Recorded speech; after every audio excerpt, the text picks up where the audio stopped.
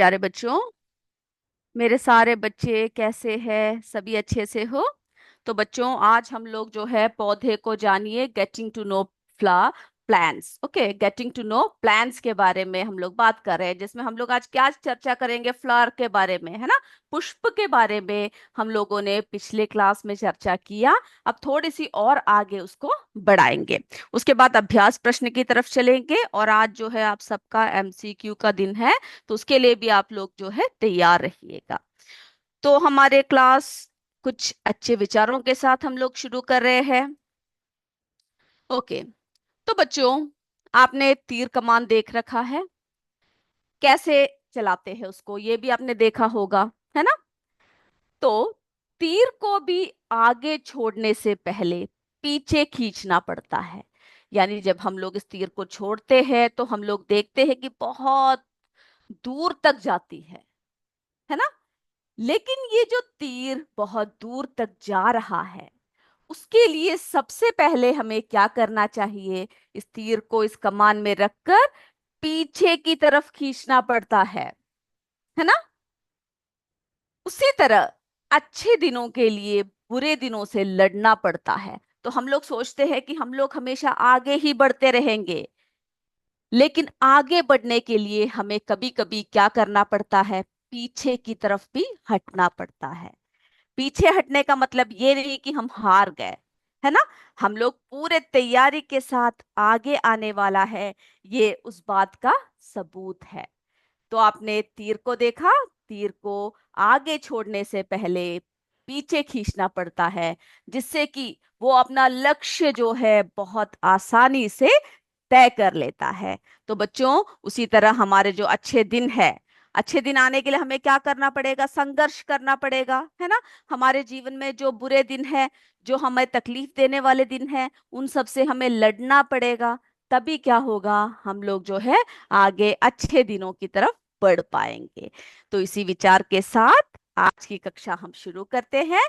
तो मेरे सारे बच्चे तैयार हो जाइए। हम लोग जो है विभिन्न भागों के बारे में, पौधों के विभिन्न भागों के बारे में हमने चर्चा किया, है ना। हमने जो है तना के बारे में, जड़ के बारे में, और विभिन्न प्रकार के पौधों के बारे में, है ना, उन सब के बारे में हमने क्या कर रखा है? जो है चर्चा किया।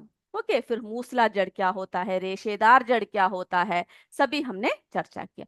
तो बच्चों, हमने जो है पुष्प के बारे में बहुत सारी बातें बताई। तो आपने देखा कि विभिन्न पुष्पों की पंखुड़ियां अलग अलग होती है ना, और बहुत सुंदर लगते हैं।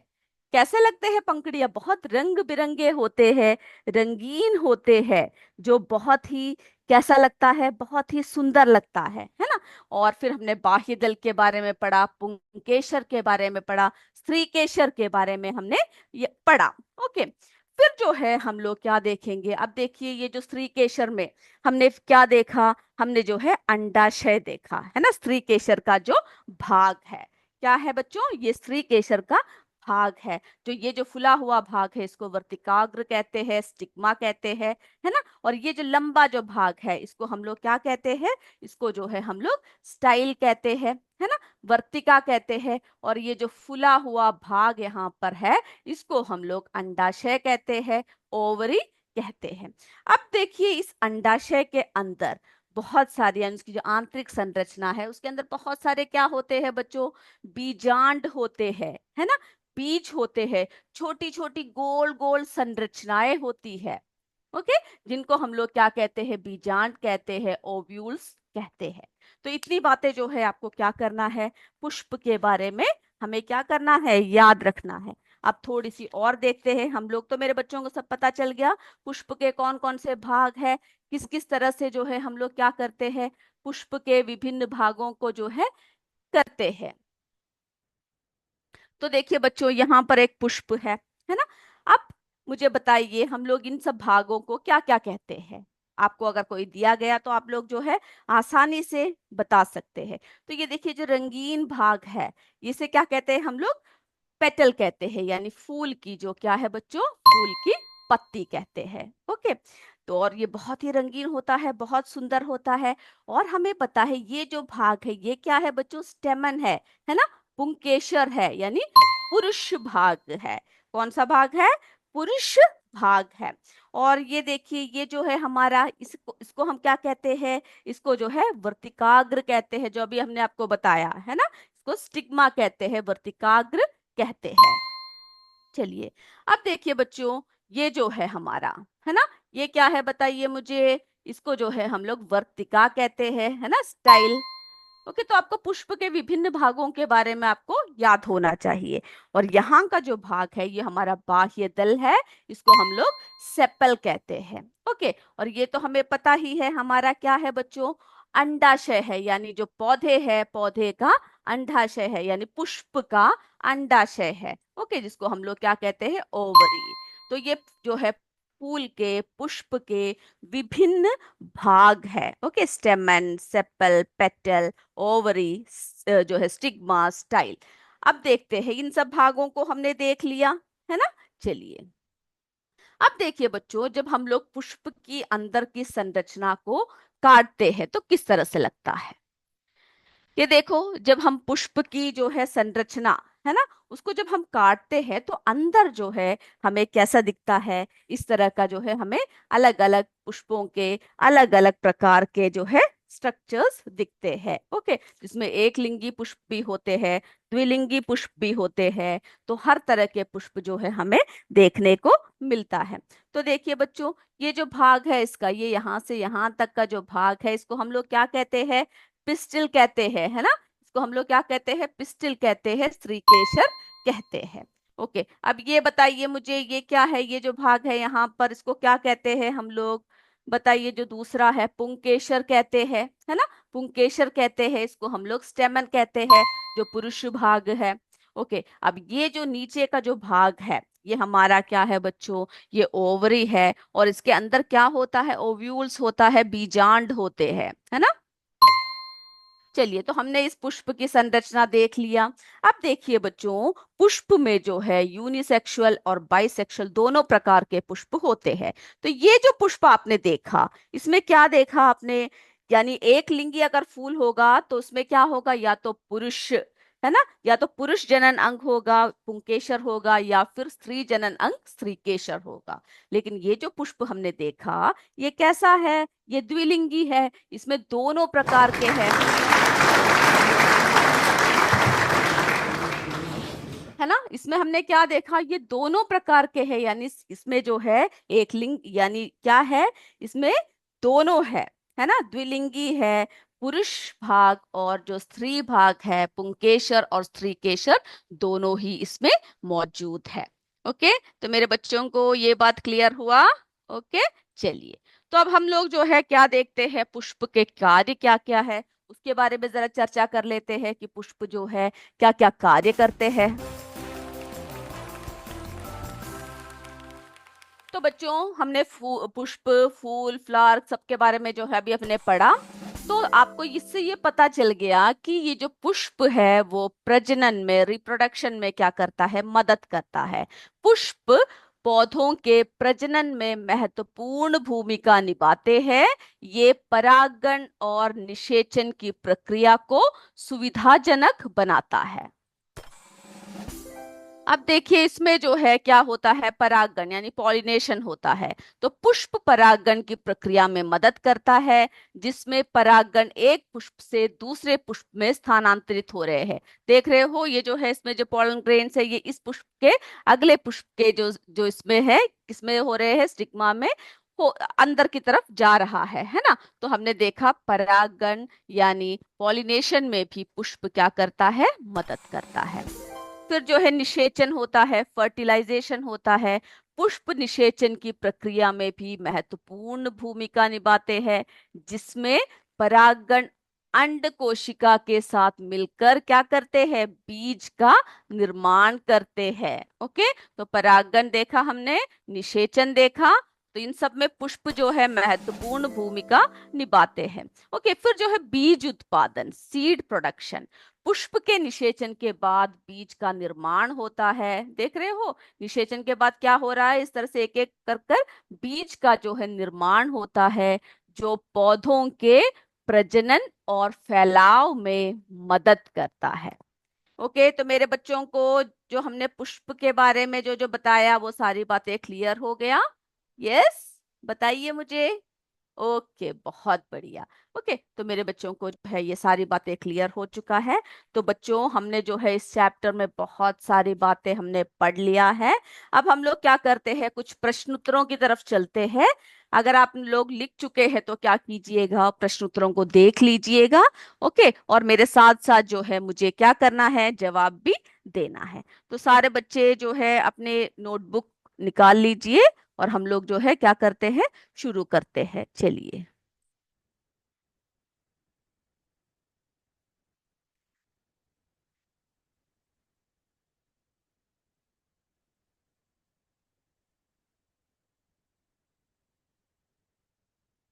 ओके, अब सब अपने नोटबुक को निकाल लीजिए बच्चों, और हम लोग जो है उसकी एक्सरसाइज क्वेश्चन की तरफ बढ़ते हैं। ओके, तो पहला सब जो है, जो सही गलत है ना, ये सब आपको स्वयं करना है। अब देखिए, हम लोग अपने चौथे प्रश्न के साथ आ रहे हैं।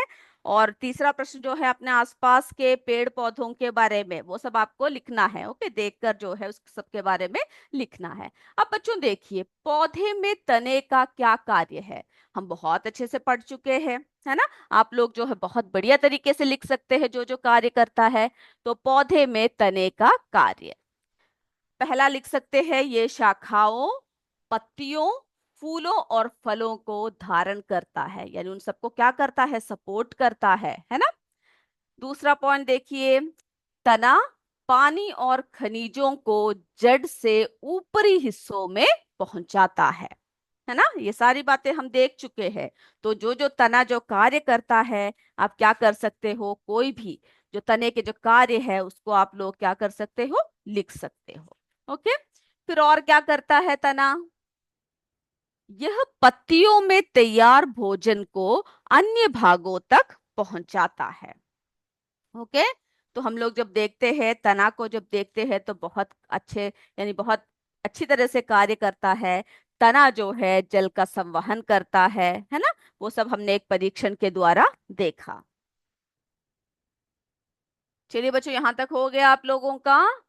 ये शाखाओं, पत्तियों, फूलों और फलों को धारण करता है। ओके, तना पानी और खनिजों को जड़ों से ऊपरी हिस्सों में पहुंचाता है। फिर जो है यह पत्तियों में तैयार भोजन को अन्य भागों तक पहुंचाता है।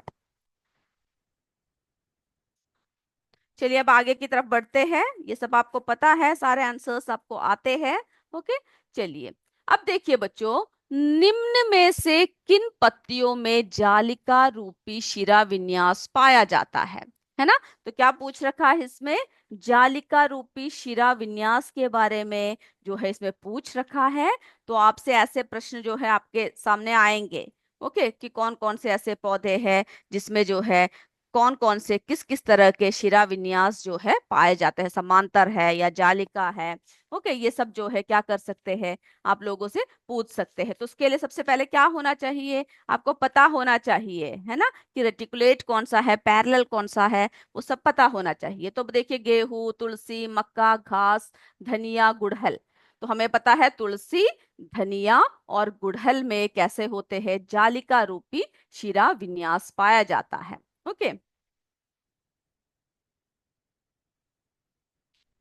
कैसा होता है, रेटिकुलेट विनेशन होता है। दूसरे में जो है हमने क्या देखा, पैरेलल देखा घास सब में, है ना। चलिए, तो ये तो आपका हो चुका होगा। अब बताइए, यदि किसी पौधे की जड़ रेशेदार हो, है ना, रेशेदार हो, तो उसकी पत्ती का शिरा विन्यास किस प्रकार का होगा। बिल्कुल साफ है, समांतर शिरा विन्यास होगा। अगर किसी पत्ती का जड़ कैसा होगा, रेशेदार होगा। ओके, हमने रेशेदार जड़ और मूसला जड़ के बारे में भी पढ़ा है। चलिए अगले प्रश्न की तरफ बढ़ते हैं। हो गया मेरे बच्चों का सभी का, हो गया तो यस बोल दीजिए, मैं देखती हूँ। अगर आपको दोबारा दिखाना है तो वो भी आप बता दीजिए, हम आपको जो है क्या करेंगे, दोबारा दिखाएंगे। ओके, वेरी गुड, हो चुका है।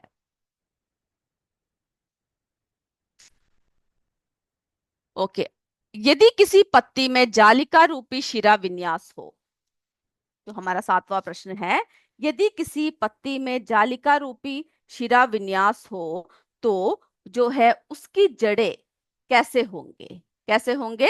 मूसला जड़ होगा।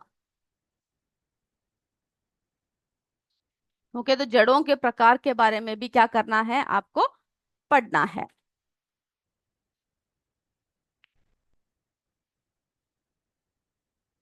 चलिए, हो गया बच्चों।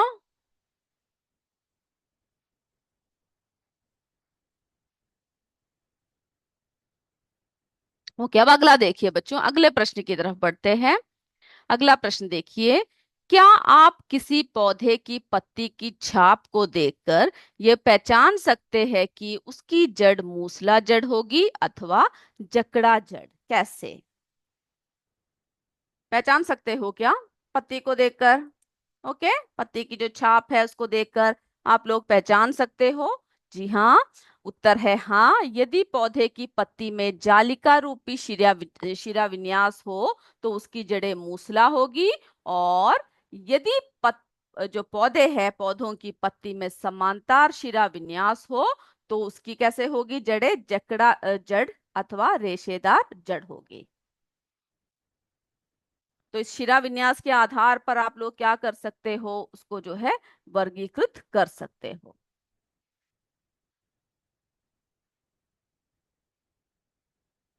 चलिए, हो गया बच्चों, प्रश्न का उत्तर हो चुका है आप लोगों का।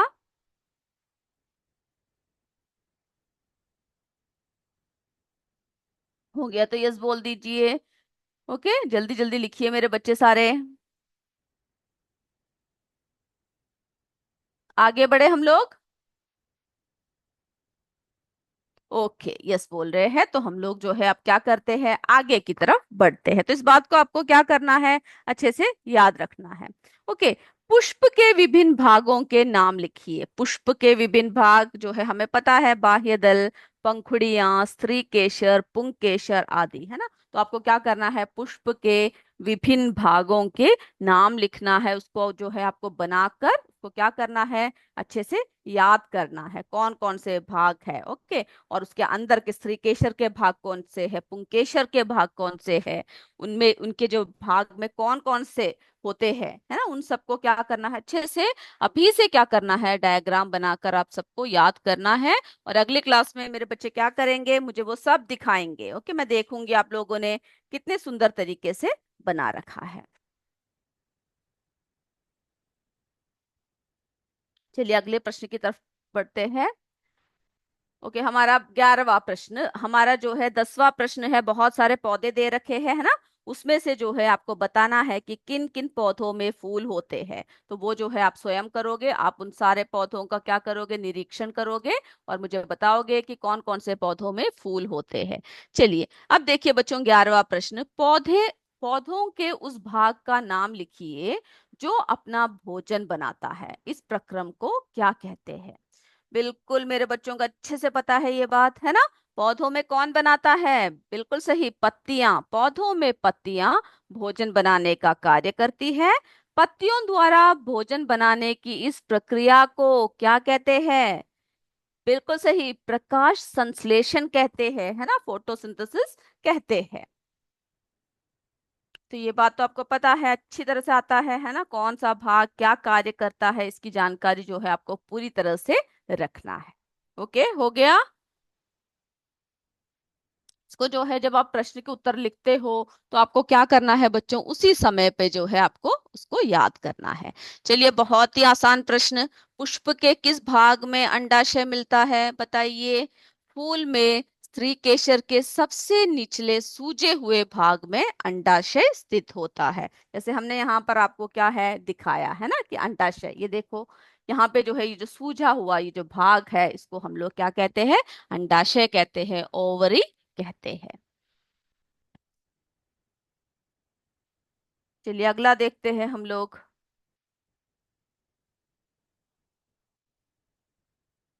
चलिए बच्चों, अगला प्रश्न देखिए। ऐसे दो पुष्पों के नाम लिखिए जिनमें से प्रत्येक में संयुक्त और अलग अलग पंखुड़ियां हैं। तो जो फूल है उसमें से जो है क्या है बच्चों, ऐसे फूल जो है लिखना है जिसके जो है कैसा है, संयुक्त और अलग अलग पंखुड़ियां जो हो। ओके। तो संयुक्त पंखुड़ियां वाले पुष्प है दतूरा और टमाटर। देख रहे हो इस फूलों में कैसे हो रहा है, ये देखिए इसकी पंखुड़ियां कैसे है, बिल्कुल जो है संयुक्त है ना, एक साथ है। और जो टमाटर है इसमें जो है अलग अलग नहीं है, ये सब जुड़े हुए हैं। आप जरा पुष्पों को ध्यान से देखिएगा, तो इसमें कैसे पुष्प मिलते हैं, कैसे पंखुड़ियां मिलते हैं, जुड़े हुए पंखुड़ियां मिलते हैं। ओके। तो ये दोनों नाम आपको याद रखना है, दतूरा और टमाटर। अब देखिए अलग अलग पंखुड़ियों वाले पुष्प।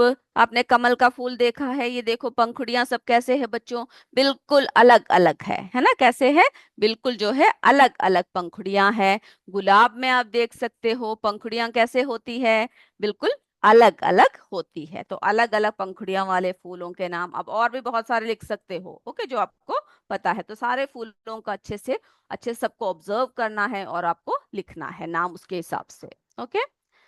चलिए, तो अब जो है बस इतने ही प्रश्न आपके पाठ्य पुस्तक में है। ओके। प्रकाश संश्लेषण मेरे बच्चों को पता है, जरा फिर भी जरा देख लीजिए।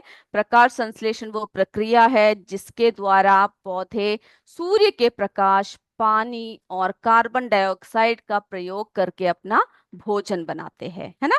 ये प्रक्रिया पत्तियों में होती है जहां क्लोरोफिल सूर्य के प्रकाश को अवशोषित करता है। ये बात हम लोगों ने अच्छे से बता रखा है आपको, और मैं उम्मीद करती हूँ आप लोगों ने इसको अच्छे से लिखकर पढ़ा है। तो हम लोग अब क्यों ना हमारे एमसीक्यू की तरफ चले। ओके, आप तैयार हो सारे। चलिए, तो हम लोग जो है अब हमारा एमसीक्यू की तरफ चलते हैं। मेरे सारे बच्चे क्या कीजिए, जिसमें भी आपको लिखना है पेपर सब निकाल लीजिए, और जो है हम लोग चलते हैं। ओके बच्चों, प्रश्नों को ध्यान से देखिएगा। पहला प्रश्न, खरपत खरपतवार क्या कहलाते हैं, खरपतवार क्या कहलाते हैं। ए, अनचाहे उगे पौधे, बी, उपयोगी पौधे, सी, औषधि देने वाले पौधे। जल्दी से लिखिए।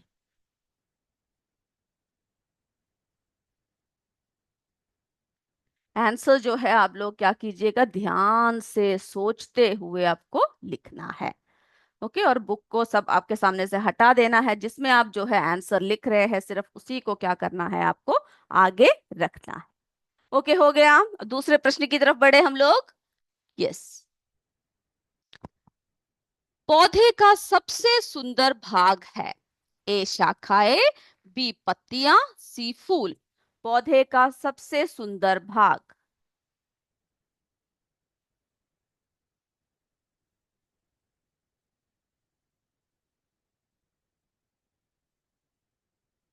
बहुत आसान है ना, आप लोग तो बिल्कुल जवाब एकदम फटाफट दे रहे हो, लेकिन सोच समझ के दीजिएगा। ओके, अच्छे से लिखिएगा।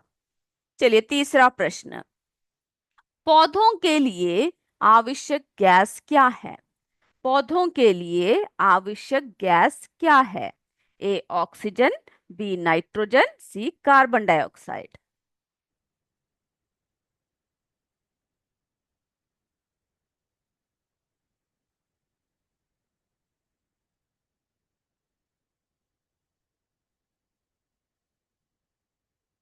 चलिए, अब चौथे प्रश्न की तरफ बढ़े। मेरे सारे बच्चों का हो चुका है ये प्रश्न, तीसरा प्रश्न हो गया आप लोगों का। ओके, अब हम लोग जो है हमारे चौथे प्रश्न की तरफ बढ़ते हैं।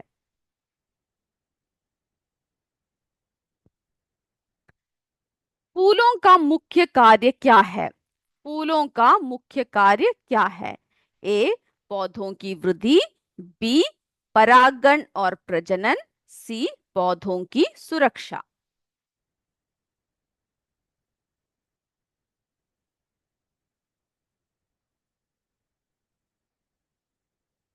जल्दी से आंसर लिखिए, सोचिएगा कौन कौन से भाग क्या क्या कार्य करते हैं, और उसके हिसाब से आपको जो है आंसर्स लिखने हैं। चलिए आगे बढ़े हम लोग। हो गया सभी बच्चों का। किसी का छूट जाता है तो आप लोग बता दीजिएगा, हम आपको दोबारा दिखाएंगे। चलिए पांचवा प्रश्न देखिए बच्चों। रेशेदार जड़ की विशेषता क्या है? ए, एक मुख्य जड़ होती है। बी, कई छोटी जड़ें होती है। सी, जड़ों में गहराई यानी जड़ें गहराई में जाती। रेशेदार जड़ें, उनकी विशेषता लिखिए। विशेषता कौन सा है इसमें से?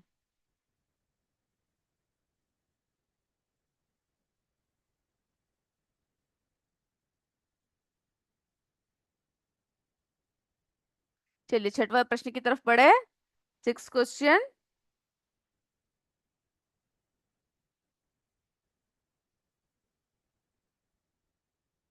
चलिए बच्चों अगला प्रश्न ध्यान से देखिए।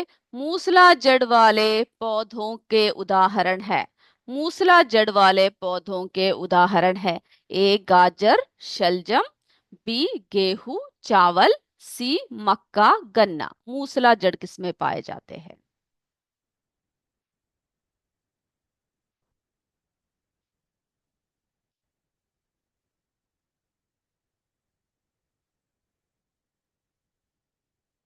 चलिए हो गया।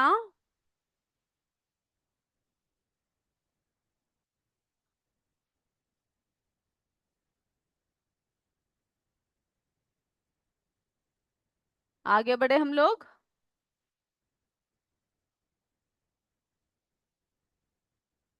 ओके, सेवेंथ क्वेश्चन देखिए। जड़ों के प्रकार है। जड़ों के प्रकार है। ए, मूसला जड़ और रेशेदार जड़। बी, सीधी जड़ और टेढ़ी जड़। सी, लंबी जड़ और छोटी जड़।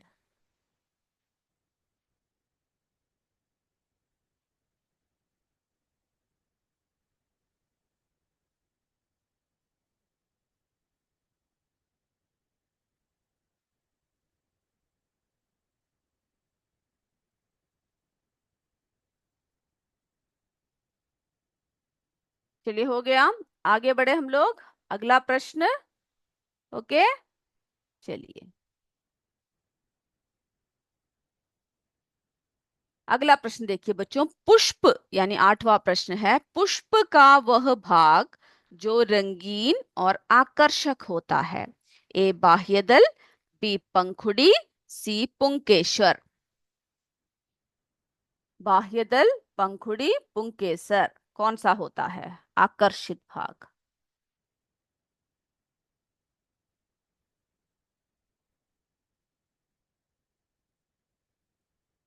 चलिए अब हो गया तो हम लोग अपने नाइन्थ क्वेश्चन की तरफ बढ़ते हैं।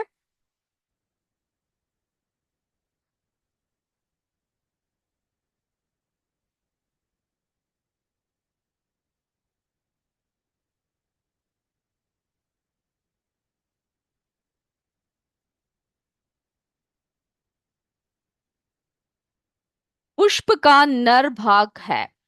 नौवा प्रश्न है, पुष्प का नर भाग है। ए, पंखुड़ी। बी, स्त्रीकेसर। सी, पुंकेसर।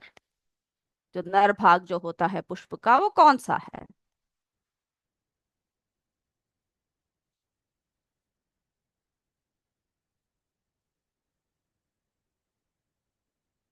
जल्दी जल्दी लिखिए और ध्यान से लिखिए।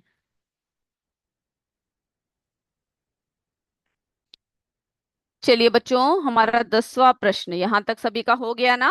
अब हमारा 10वां प्रश्न। पौधे का वह भाग जो फल बनता है। पौधे का वह भाग जो फल बनता है। ए, अंडाशय। बी, तना। सी, पत्ती। चलिए मेरे सारे बच्चों का हो चुका है ना। अब हम लोग आंसर्स की तरफ बढ़े और मुझे आप लोग जो है उत्तर बताते जाइएगा। ओके, तो बच्चों जो हमारा पहला प्रश्न है ना, खरपतवार क्या कहलाते हैं? क्या कहलाते हैं? बिल्कुल सही बोल रहे हो। अनचाहे उगे पौधे, है ना, जिसको हम लोग क्या कहते हैं? खरपतवार कहते हैं। अब ये उत्तर तो मुझे देने की जरूरत ही नहीं है, आप सबको पता है पौधे का सबसे सुंदर भाग कौन सा होता है। बिल्कुल सही बोल रहे हो सारे, फूल। ओके, फूल। चलिए, पौधों के लिए आवश्यक गैस क्या है बताइए मुझे। बिल्कुल सही, सी है ना, कार्बन डाइऑक्साइड, जिसकी सहायता से वे भोजन बनाते हैं। तो ये हो गया ना उत्तर। आपका सभी का उत्तर बिल्कुल सही होगा, मुझे पता है, क्योंकि मेरे बच्चे बहुत अच्छे से पढ़कर आए हैं। फूलों का मुख्य कार्य क्या है बताइए। जी हाँ, परागण और प्रजनन। अब बताइए, रेशेदार जड़ की विशेषता क्या है, पांचवा। बताइए जल्दी से। यस, बिल्कुल सही, बी है उत्तर, है ना। कई छोटी जड़ें होती है। मूसला जड़ वाले पौधों के उदाहरण कौन सा होता है, जल्दी बताइए मुझे। यस, गाजर, शलजम, है ना, ये सब बहुत गहराई तक क्या होता है, जाता है। जड़ों के प्रकार बिल्कुल सही, ए मूसला जड़ और रेशेदार जड़। पुष्प का वो भाग जो रंगीन और आकर्षक होता है, बताइए कौन सा होता है। बिल्कुल, पंखुड़ी। कैसा होता है, रंगीन और आकर्षक होता है। नर भाग, पुष्प का नर भाग कौन सा है बच्चों, पुंकेसर। पुंकेसर है जो है पुष्प का नर भाग। पौधे का वो भाग जो फल बनता है, बताइए कौन सा है। यस, बिल्कुल सही बोल रहे हो, अंडाशय। तो मेरे बच्चों ने सारे उत्तर जो है बिल्कुल सही सही दिया है ना। हम लोग क्या करेंगे, आगे के क्लास में और आगे बढ़ेंगे। तब तक जय विद्या शक्ति, जय हिंद, जय भारत। धन्यवाद बच्चों।